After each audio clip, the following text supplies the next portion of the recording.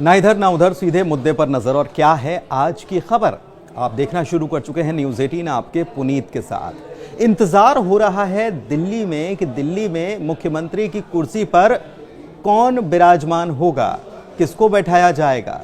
तो सूत्रों के हवाले से खबर निकलकर सामने आ रही है और खबर जो आ रही है उसके मुताबिक दिल्ली में मॉडल अपनाया जा रहा है छत्तीसगढ़ का।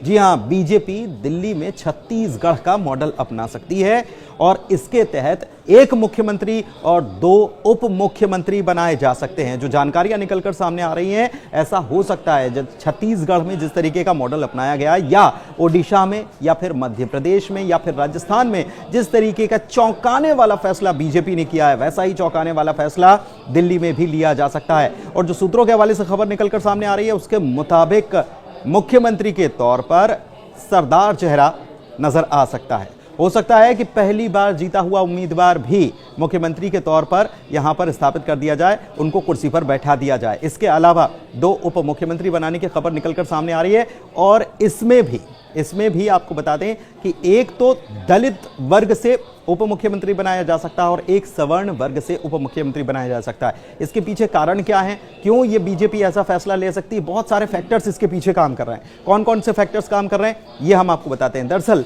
पंजाब को नजर में रखा गया है, साथ ही साथ बिहार को नजर में रखा गया है, क्योंकि बिहार में भी चुनाव होने हैं और पंजाब में पंजाबियों को रिझाने के लिए पंजाबी या कह सकते हैं कि सरदार जो है उनको मुख्यमंत्री पद की कुर्सी पर बैठाया जा सकता है। सबसे बड़ी बात यह है कि विधायकों में से ही चुना जाएगा, किसी सांसद को नहीं लाया जाएगा, विधायकों में से ही किसी एक को मुख्यमंत्री बनाया जाएगा। ये एक बड़ी खबर निकलकर सामने आ रही है। इसके अलावा अगर बात की जाए दलित चेहरे की, तो उप मुख्यमंत्री के तौर पर दलित चेहरे को उम्मीदवार उप मुख्यमंत्री के तौर पर दलित चेहरे को यहां पर बिठाया जा सकता है। इसका कारण यह है कि बिहार को बीजेपी को साधना है।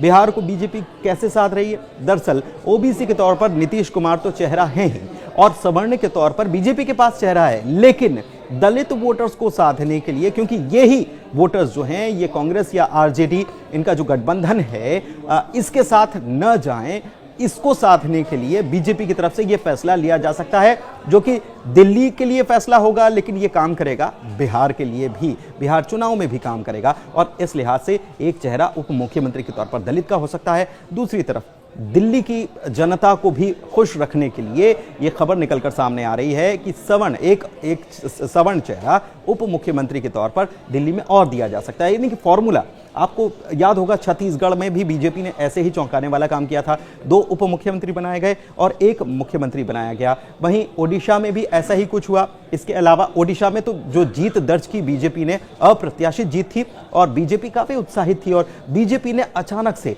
ऐसा चेहरा वहां से निकालकर उन्होंने मुख्यमंत्री के तौर पर दिया जिसकी शायद किसी ने कल्पना नहीं की थी। लेकिन बीजेपी हमेशा से चौंकाने वाले फैसलों के लिए जानी जाती रही है और यही फैसला माना जा रहा है कि दिल्ली में भी लिया जा सकता है, चाहे वो 2 उप मुख्यमंत्रियों की बात हो, जो कि एक दलित के तौर पर हो सकता है और दूसरा दलित वर्ग से आ सकता है और दूसरा जो है वो सवर्ण उप मुख्यमंत्री बनाया जा सकता है और सरदार चेहरा हो सकता है कि उप मुख्यमंत्री के तौर पर उनको जगह यहां पर दी जाए, उनको बैठाया जाए। तो ये बड़ी खबर निकलकर सामने आ रही है और बहुत जल्दी इसको लेकर फैसला हो सकता है।